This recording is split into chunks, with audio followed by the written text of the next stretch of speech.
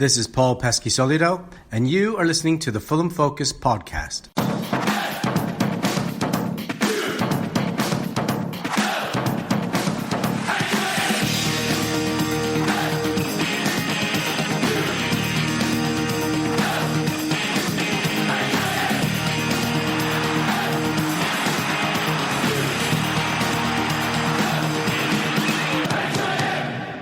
Fulham. Hello, welcome to the Fulham Focus podcast. My name's Matt Boisclair, and I hope you had a fantastic weekend after the Whites were back to winning ways on Friday night. Joe Bryan did what he's been threatening to do all season and scored his first league goal for the club, whilst Tom Cairney scored a carbon copy of the goal he scored against Blackburn as the Whites comfortably took all 3 points against Wigan Athletic. Meanwhile, one of our own, J-Mac, got married. Very many congratulations to you, mate. A review of the game and a preview of Tuesday's trip to Reading is coming up.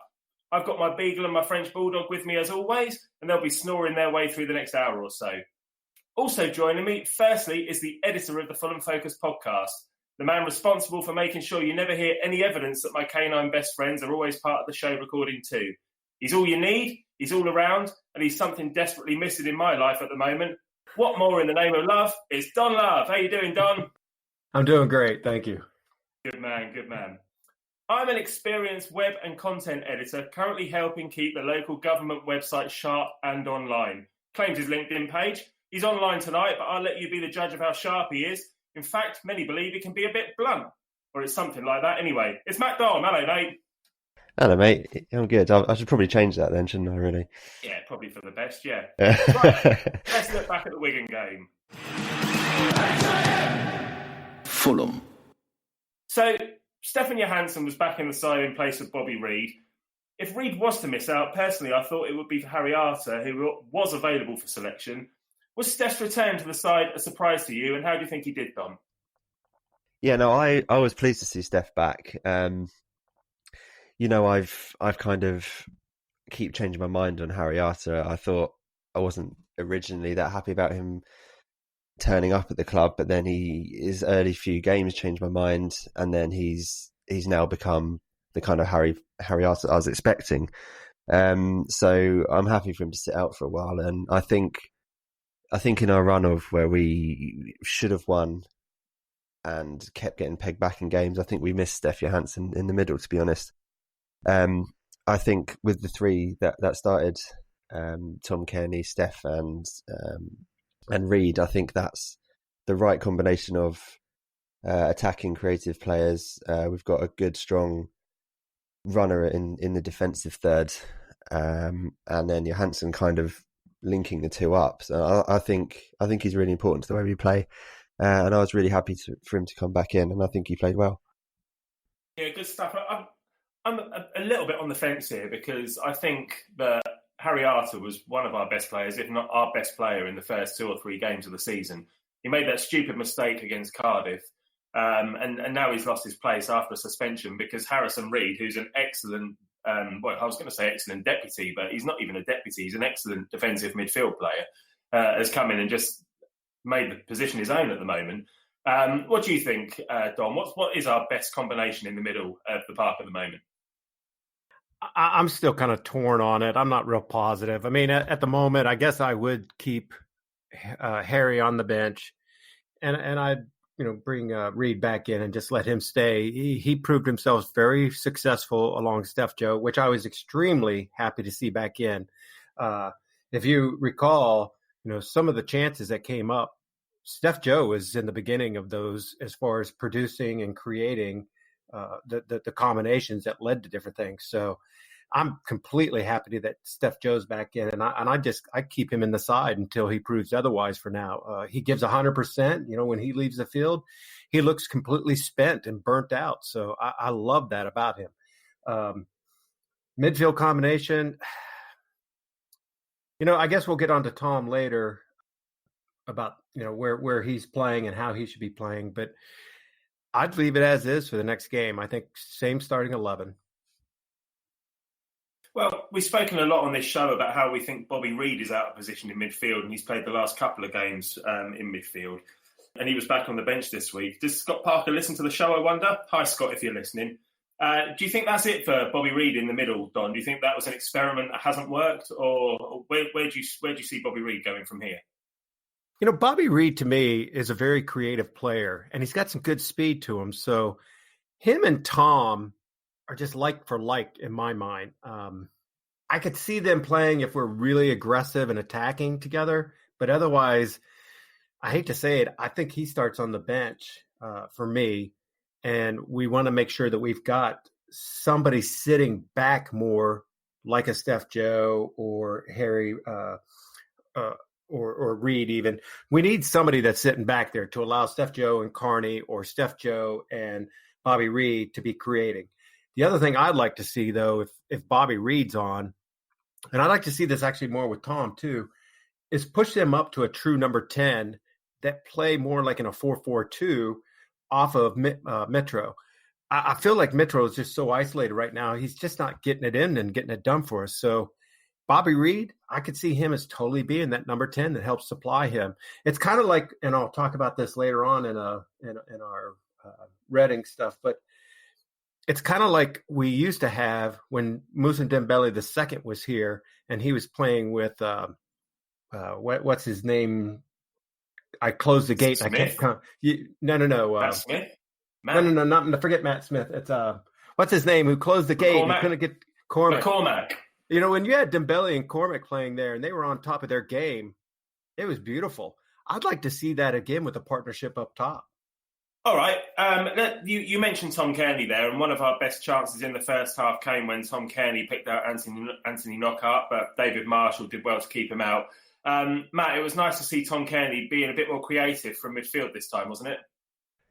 Yeah, I think so. I mean, I'm not going to get carried away and say that's one of his better performances for us, but it was definitely classic Tom Kearney. He ran the show. It was interesting what Scott Parker said after the game, how Kearney seems to have added that kind of defensive grit, and he's been asking for that, because Tom Kearney did make an absolutely brilliant block in our own box towards the end of the game. I think just before we wrapped it up, actually. But interesting, that's not really what I'm looking for from Tom Kearney. I don't want all of our midfielders to be back in our box defending, because then we start looking like a Claudio Ranieri team. But he was, and I think back on the comment about Bobby Reid earlier, I think Reid not being in that side helped Tom Kearney a bit, because there was an obvious number 10, and he had two players behind him in midfield working hard, and he had the space to kind of pull the strings, if you like. I don't think Bobby Reid fits in that midfield three. We're way too unbalanced. I think also that his best position would be up front with Mitrovic, but I see him more as the kind of the guy getting on the end of it, the fast one running on to chances and finishing, because let's not forget he got 21 goals for Bristol City a couple of seasons ago, and he just doesn't. I feel for him a bit because he doesn't fit into our team, because I think that 11 that we started against Wigan should be the regular team, unless injuries and suspensions get involved. But Tom Kearney as the lone creator, I think works. That's his best position, and he proved it that he's probably the best in the league in that position. I love what you just said, Dom, and I agree completely. I can't help but wonder one thing. You say he just doesn't fit in the team, but what if we kind of change things up and we did an actual 4-4-2, and we have Bobby Reid playing off of Mitro, back and forth. We drop Tom back into the center, and we drop somebody like Ivan, what's his name? Instead, and let Tom maybe kind of play more central, a little bit deeper, because Tom does pick out these oh my god passes, out of the back midfield that really do some great stuff. And you leave Steph Joe in there, to help kind of clean things up. I could see that. I could kind of see that. Yeah, I think my problem with that is I don't think we're in a situation where we need to start messing around with the formation. I mean, we're 10th. We're not at the top of the league, but we're only 4 points off. We're playing well. We haven't quite got into that, second, third gear yet. And I think that will come. And I'm reluctant to go change into a 4-4-2 because I don't think we need to mix it up that much. And also Tom Cairney in the middle of a 4-4-2, I don't think is his best position. So we won't then get to see the best of him. You know, Tom Cairney's probably our best, most important player. We need to play him in his best position. So I want to see us stick with the way we played against Wigan for a while longer. I think the very fact that we're talking about changing the formation, we're talking about changing the formation to suit the players that we've bought. And we bought these bloody players that potentially we didn't really need. And now we're thinking, how can we squeeze them all into the team at once? We don't necessarily need to. We need to make sure we pick the most effective 11. And if that means Bobby Reid doesn't get to play, well, that's annoying because I think he should be starting. But we're in a position where, you know, we're desperately trying to find a place for all these players, but we are still picking up points. So it's not the end of the world, and we're in a reasonably good position. We're 4 points off the top of the league, for goodness sake. This time next week, you know, we might be top with a couple of wins. So we'll see. Yeah, one other thing I was going to bring up was Anthony Knockaert. We've criticised him for being selfish lately. But he put a superb ball into the 6-yard box for Mitro, who did miss. He put it over the bar. But that sort of service, rather than taking on the world himself, is much more encouraging, isn't it, Matt? Yeah, I think so. I mean, Knockaert is...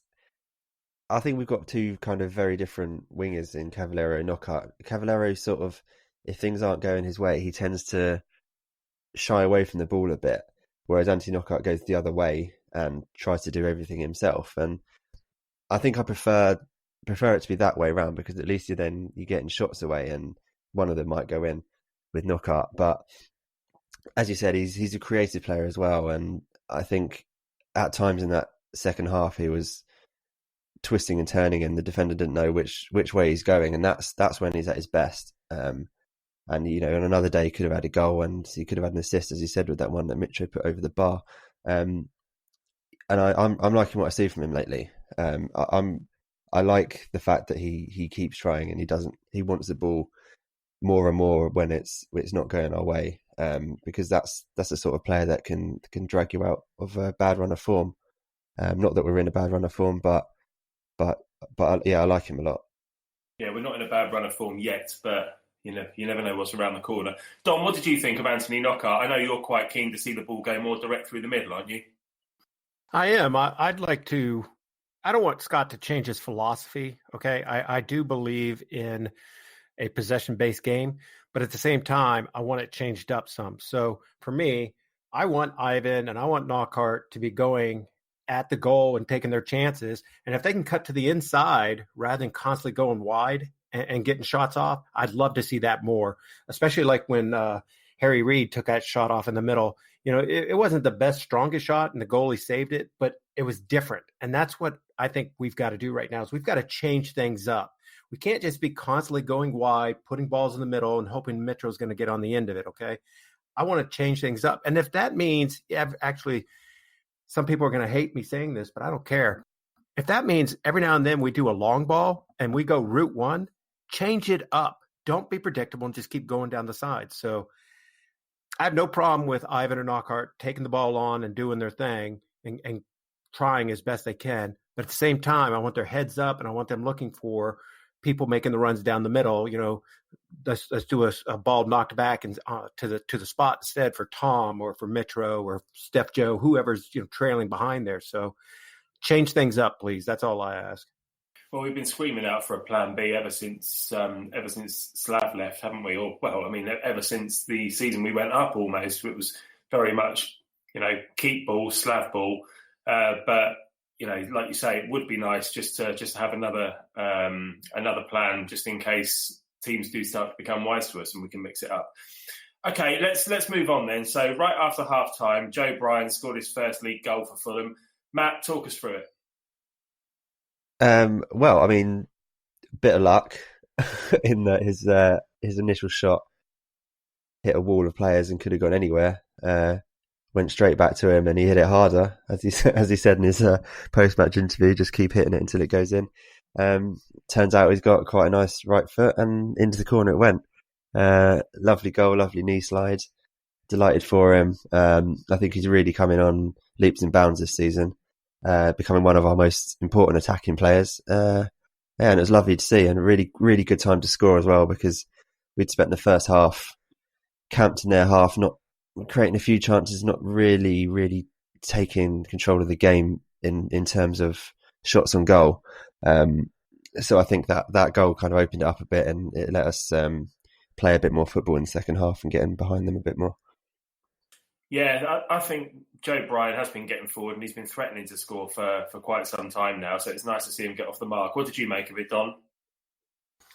Well, the thing that, really started all that off was for the 100th time, one of our guys, it was Tom in this case, got tackled, like really, really silly, stupid, harsh tackles. And, for once, the ref finally gave a card. In that first half, I lost track of how many times they came in with harsh tackles, and should have received cards. I was surprised, what's his name, especially, but at any rate, the whole reason that goal came to be was because Tom got, slashed from behind or, from the side, goes down for the 100th time. The ref finally gives us a free kick just outside the box.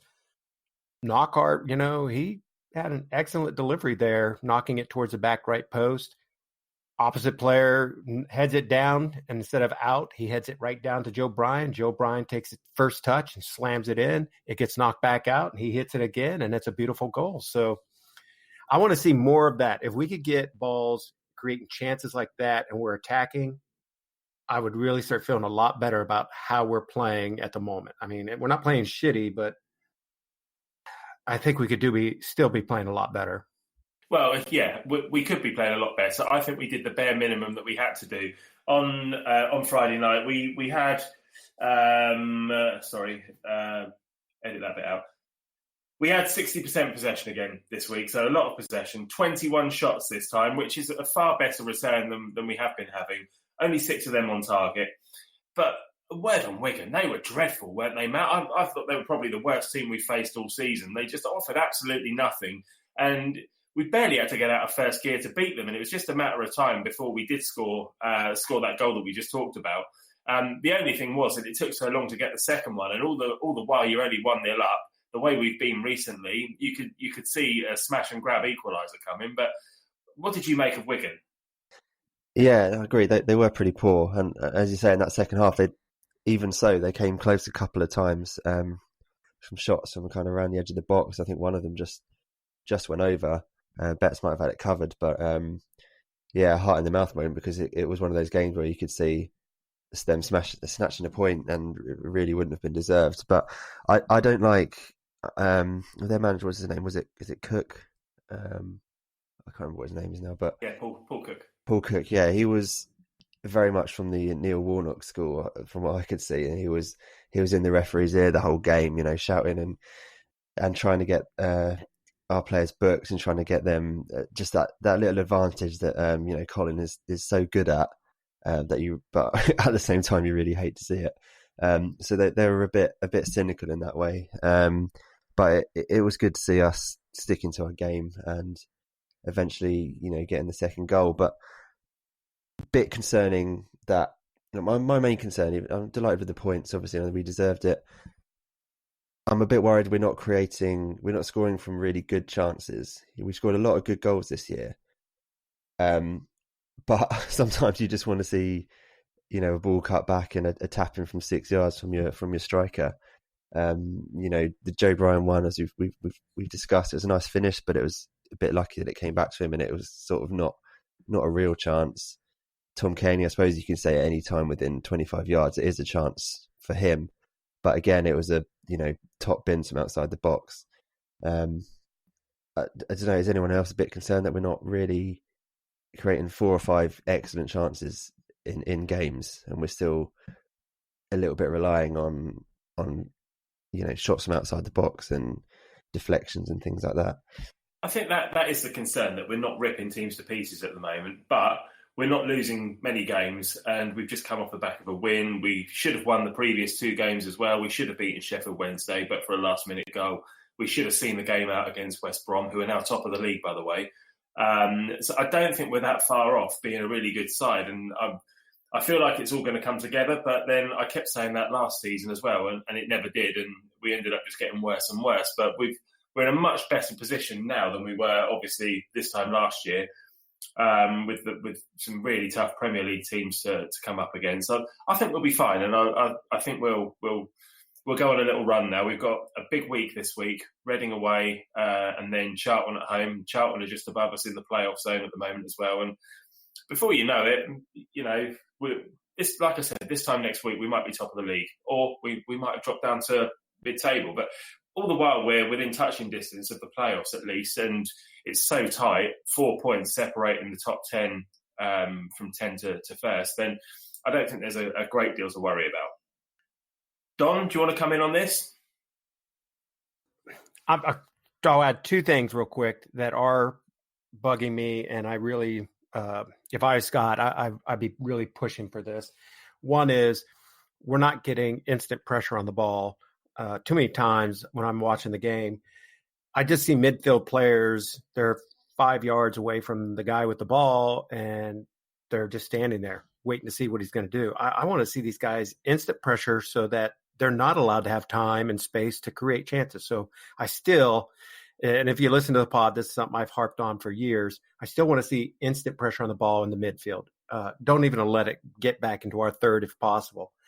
The other thing I really want to see from the midfield is just creating more chances instead of us, and this goes to, changing up things again, instead of us knocking the ball sideways, back, blah, blah, blah.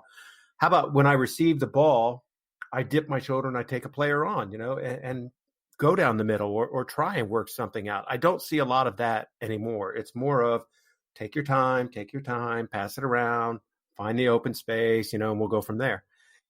I miss those guys who aren't afraid to go 1v1 more. And I wish we'd start seeing that. So that's the only thing I'm going to throw out there is I really would like to see a change up in our play as far as not just constantly going wide and people actually taking people on would be a nice thing to me. I think Knockout is that player you've just described, the one who takes people on, more so than any other winger we've had recently, since probably I would say since Aluko.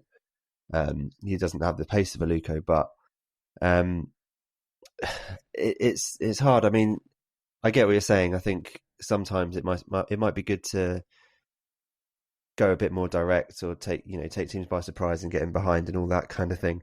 But it's hard to question that, being 4 points behind, and we're all well aware that there's much more to come from this team. It's hard to justify wanting to change it. I think that's kind of my main point. I don't think we need to change anything right now because we're picking up points and we're in touch. And if it all starts to click, which I think it will, then we're going to start really blowing teams out of the water, I think. So again, let's not change the basic philosophy that Scott is trying to instill in the team, which is basically, what we had under Slav is possession based, wait for your chances, wear them down, blah, blah, blah. What I'm saying is I don't want to change the base of the philosophy. I'd like to build on it and make things more unpredictable. Right now, I think we're just too predictable. We constantly go down the wings. What I want to see more of is every now and then, take your chance and catch them off guard, take a player 1v1 or put a ball route one down the middle and see, how awake they are. Take your chances, midfielders from just outside the box in the midfield. Take your shots. Something spills. That used to be Mitro's gold. Was cleaning up things. Him and Cess. So I say just change it up slightly. Don't always be the same thing over and over and over. All right, guys, let's move on. We just want to get through the rest of the second half of the Wigan game. So Mitro narrowly missed a chance to make it 2-0 with a header from a Tom Cairney cross. Then Cavallero went off and was replaced by Bobby Reid. We've already spoken about Bobby Reid a little bit as the midfielder, but I thought it was good to see him come on in a more forward role. How do you think he did, Matt, in a more forward role in the team? Yeah, I thought it looked all right. I mean, he's a different option. He's a very different player to Cavallero. He's looking for space all the time, and I think he plays a bit more centrally. So it gives gives Joe Bryan more chance to attack on the overlap. I'm not convinced that's going to be that's his best position. We've covered it before. I think we all agree that we think he's a kind of second striker type player. But he's a good option to come off the bench. I think he should be replacing Mitro personally at times. We can't expect Mitro to play a full championship season, 90 minutes every game. But I like him a lot, and I just kind of wish that we could fit him in. But that comes back to the whole mixing it up thing, doesn't it? Because if you were to take Mitro off and bring on Bobby Reid, that would completely change the dynamics of the team. Yeah, absolutely. As we've said, Mitro is a very back to the goal kind of player. He's good. He's got a good touch. But with our wingers playing so wide that quite a lot of the time he's isolated. But with those wingers so wide, it probably leaves space in the middle for a player like Bobby Reid to run onto it. So I would like to see that. Certainly if we need a goal. But it's just a shame he doesn't quite fit into the current system, I don't think. It is frustrating, but when we were looking for a goal, eventually one did come 10 minutes or so before the end, just when you're starting to think, oh, hello, are we going to concede another late goal here? Knockout broke down the right, pulled the ball back for Kearney, and the captain pinged in his second goal in 2 games. Cracking goal. And Don, how many goals do you think that the captain will score this season if he carries on like this? Oh, man, if he hits his stride, why not 13, 14, easily. And this goes back to if Tom hits his stride and if Tom was played like a true number 10 to where he plays off of Metro. And I'll give you a good example of where we needed Tom or we needed Bobby Reid. There's a chance there in the 60-something minute where Mitchell nicked a pass. He intercepted a pass. He read it well, and he was off on his own pretty much. I think he had one player to beat or something in the goalie. If he'd have had a second player there, Tom, or Bobby Reid, an easy layoff, we've got another goal, So this is why I really wish we had somebody playing more with Mitro and not him so isolated. But Tom's goal, absolute beauty. Hopefully we're going to see more and more of that this year. Yeah, absolutely agree with you.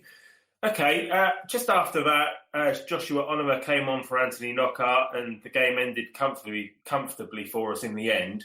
I thought the substitutions were okay this week. I can't really criticise Scott Parker. So let's come on to the Scott Parker racing. Matt, what are you going to give Scott out of 10 this week? I think it's an 8. Far from perfect. I'd like to have seen, as we've said, a lot more clear-cut chances. But we were never really in trouble. There was always that risk of a goal against a run of play, as it is when you're 1-0 up, and as we've seen recently. But stick to what's working, and as he says, trust in the system. And I think with the players we've got, it will really start to come good. So I've got no faults for the way he set us up, and the way we saw it out in the end. Yeah, I think that's fair enough. I'm going to give him a 7. And the only reason is I don't mind the system. I don't mind the football we play. Danny came on last week and said the football's rubbish. What's missing from this system is the tempo. And we're just not quick enough. We're very, let's just nice and laid back, tap, tap, tap. But what about if we went tap, tap, bang, through ball, go. Everybody playing together, running around, following that ball. I really feel like that's what's missing. And if we had that element to the team, then we'd be really putting teams to the sword. So it's a 7 out of 10 for me. What about you, Dom? I'm on the fence. I'll probably do say a 7.5. I'm going to split you guys down the middle just because I agree with Matt. I like the way he set it up. I like a lot of the ball style we're playing. A lot of the play is really nice. But I also agree with you there, Frenchie, that the tempo has got to be upped. And when players are off the ball, they've got to have better movement, in my mind, more movement. Too many times I saw Steven doing pirouettes like an old Scotty Parker because he had no options to lay the ball off. And so then he passes it back. So I want to see the tempo upped. I do give Scotty credit. I think it was in the first half. He swapped Ivan and he's with Knockhart. I don't know if you guys noticed that. They swapped sides, and that actually did up the tempo a little bit and created more chances. So I liked when that happened. I liked the subs. I think the subs were fine and perfect. So 7.5 for me. Lovely stuff. Okay, good stuff. Let's move on to Tuesday night's game with Reading then. Fulham. Right, so straight back into it then. We've got a tough match away at the Madejski Stadium on Tuesday evening. We travel to Reading, who are in 20th place at the moment, and we're in 10th. Over the years, though, we've had some great games with Reading. Matt, I'll come to you first. Any games with Reading that really stand out for you?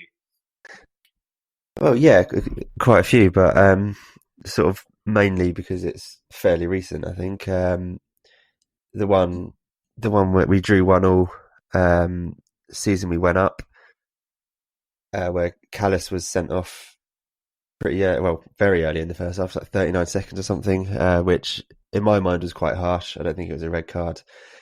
And then, we played pretty well. They were obviously on top, but I don't think we were being dominated too much. And then they score something like 60 odd minutes into the game. You think, oh, well, fair enough.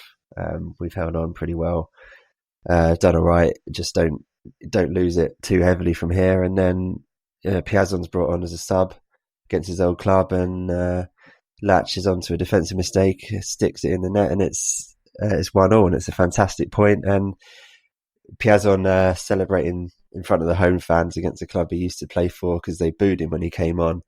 Was just brilliant, and that kind of was the highlight of the game, really. Just rubbing it in. You'd love to see ex players celebrating against teams they've played against. I think the not celebrating is nonsense. So that one's the one that kind of stands out for me. I never really understood why they hated him so much, because he was only on loan at Reading from Chelsea, as he was with us. But I always thought he played quite well for them. Yeah, he scored against us, at the Cottage once. Yeah, he did, yeah. But for some reason, they hated him as soon as he went back, and he lapped it up. That was brilliant, though. I remember that game being in the away end, and he was straight over to them with his hands cupped to his ear. He went over to them first, and then went over to the Fulham that's fans. right, yeah. Perfect, absolutely perfect. What about you, Don? Any memories that stand out with Reading? Mine is the 2015-2016 season where we were just not doing very well. Kit was our manager, and it's in the first half we went down 2-0, but in the second half we came back and we beat them 4-2. And this goes to what really stands out about that game is what I wish we would be doing right now in the style of play. Back then, you had Moussa Dembele II and you had Ross McCormick as a strike partnership, and they really fed off each other. And you just had these other midfielders that were like Tom, who were feeding and playing off the two of them. So you'd have a lot of times, not just 2v3 type playing, but you'd have 3v1, 3v2 attacking. And I wish we could see more of that kind of style. So for me, that is a perfect game of how I'd like to see us playing again and how I'd like to see us beat Reading again. I think that's the game that I was talking about, actually. Pearson scored for Reading in that game. And also Orlando Sarr scored for them as well, once at Fulham as well. Yeah, that's he good. did, yeah. Good old game, that one. I'm going to go back to the playoff defeat, and the only reason I'm going to bring it up is because my whole family are Fulham supporters. My mum's a Fulham fan, but she's married to a Reading fan, and I don't know how it happened, but the local media got hold of the fact that there was this married couple living in the area, one Fulham fan, one Reading fan.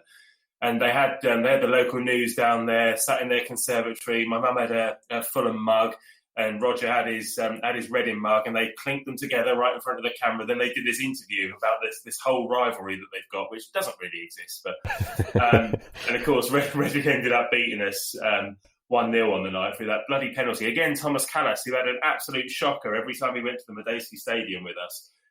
Although I think that was a very, very harsh penalty because... Yeah, he got his arm pushed in. Yeah, he got his arm kind of pulled into the ball, didn't he? It was a weird one, but bloody annoying. We were so close to Wembley that season, but of course we made it in the end anyway. But all right, so we've had some really good meetings with Reading over the years. What about the match that was infamously called off at half-time due to fog, even though the fog had significantly cleared at half-time? Do you remember that, Matt? Yeah, I think it was 0-0 at the time, wasn't it? It was 0-0, yeah. From my recollection, it was an absolutely awful game of football. Definitely. And I think we'd have gone on to lose it because we were getting outplayed. Yeah, and I think we'd have probably ended up losing it because I think they were pretty much in control of the game. That's sort of my recollection of it. So I think the Fulham fans were happier that it was called off than the Reading fans, but it definitely from about 35-40 minutes it was looking like it was okay to play, and they'd gone through the part of the match where no one could see a thing.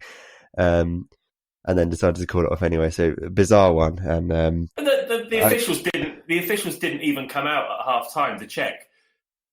Did they not? All of a sudden, there was an announcement over the tunnel saying the game's been called off. Like, have a safe journey. Have a look. Yeah, exactly. I've got pictures on my phone of what it was like when they were still playing and what it was like when they called it off, and it's just ridiculous. You couldn't see the other stand, and then you could. So absolutely ridiculous. Yeah. And in true Fulham style, in the replay, we lost 1-0, and big fat Chris Martin missed a penalty in the last minute. That was a season when we couldn't score a penalty but love no money. Mental. Absolutely boy. Mental. Yeah. I might have it wrong that we were being outplayed, but that was my recollection of it anyway. We probably were. We always get outplayed though. Yeah, they are a bit of a bogey side. Let's hope that changes. All right, let's get down to this game then.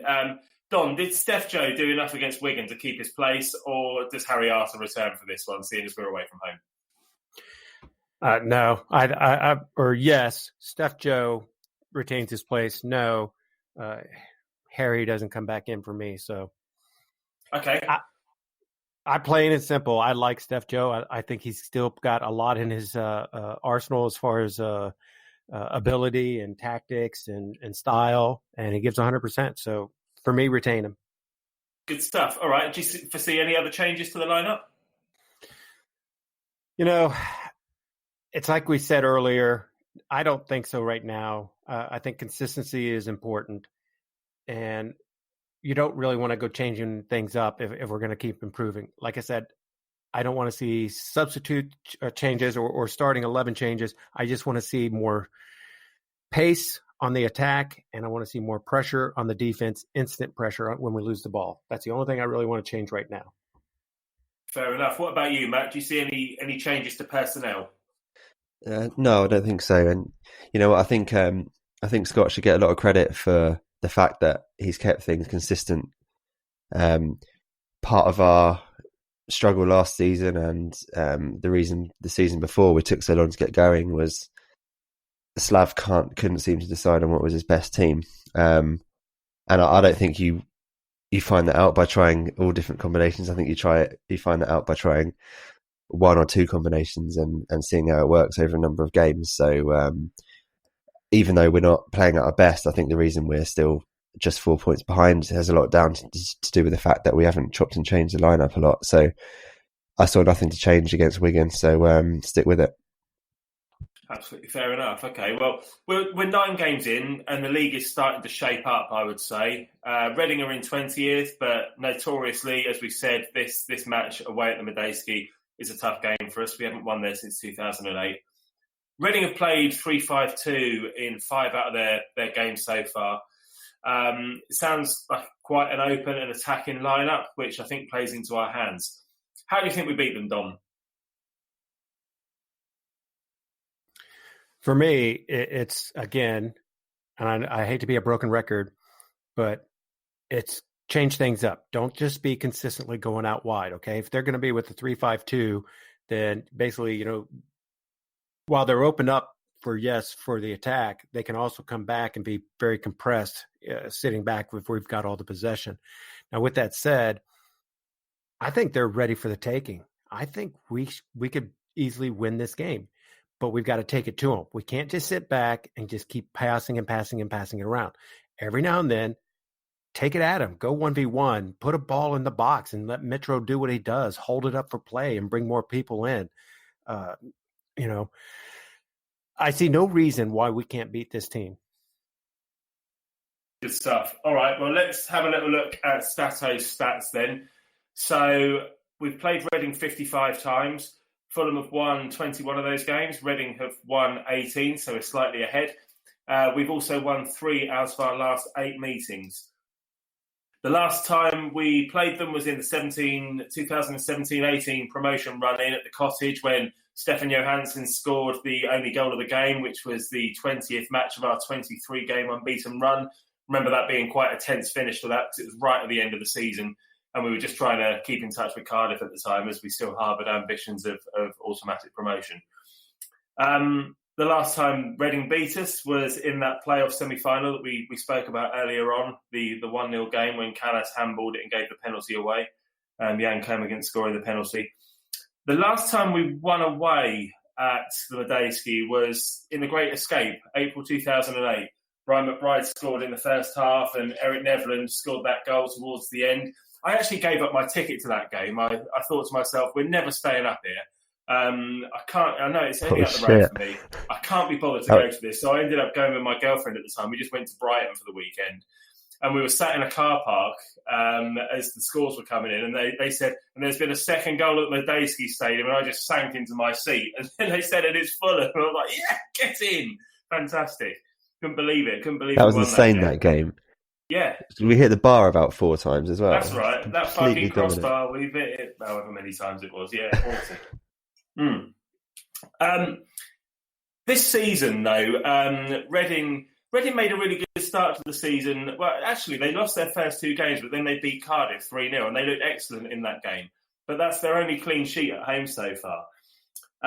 They've also got George Puskas, who's a Romanian international, who's on loan from Inter Milan, I think, who scored a couple of goals in that game. And he looked really, really good in that game. And speaking to people that I know who are Reading fans, they were really excited about him. But he hasn't done much since that Cardiff game. They've also got John Swift, who's got 4 assists and 2 goals so far this season. Interestingly, depending on your view, but last season, he only got 3 assists and 3 goals all season. So he's knocking on the door of those statistics already. Before Saturday's game, which was an excellent point at Swansea, who were either I think they were top of the league throughout the week, but then Forest overtook them with their win at Stoke on Friday night. But they got an excellent point at Swansea. Before that, they'd lost 3 in a row. So perhaps they're starting to turn things around. Let's come over to you first, Dom. What do you think? What's the score going to be? We're going to be very predictable. 2-1 is my. We're going to give up a goal, but it'll be 2-1. Okay. And what about you, Matt?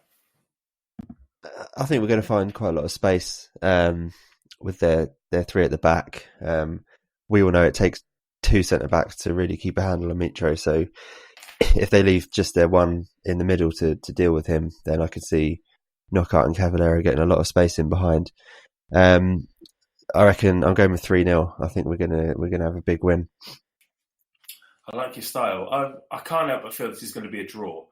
I bloody hate Reading, and they always seem to get one over on us somehow.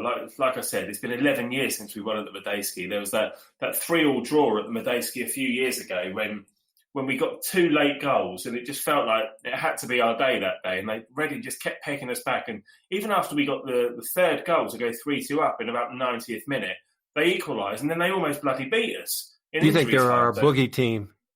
They are. They do. It does feel like that a little bit, but only at the Madejski. At the Cottage, we're quite comfortable against them, but away from home, it's a tough place for us to go to. So hopefully we'll turn that round this weekend. All right. Any other business from you, Matt, before we go? No, that's it, mate. All good. Wonderful. Okay, Don, anything from you? I would like to say, on a positive, to end on a positive, I really do think Tim Ream and Mawson are starting to develop a really nice partnership. And I really can see them, if they keep up the way they're going, being incredibly strong for us for the rest of the season. So I kudos to them. I like the way they're playing together. Good stuff, mate. Okay, thanks for that. Thanks to both of you for joining me, and as always, to you folks at home for listening. We'll be back on Wednesday morning this week to look back at Tuesday night's match with Reading, as well as looking ahead to Saturday lunchtime's match at home to Charleston.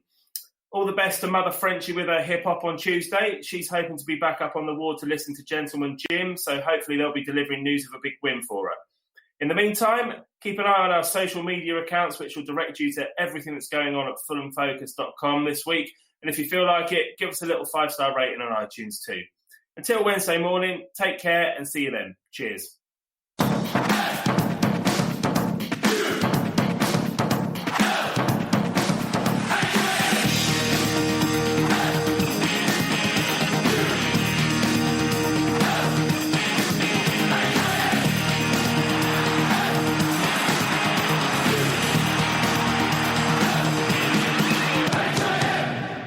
Fulham.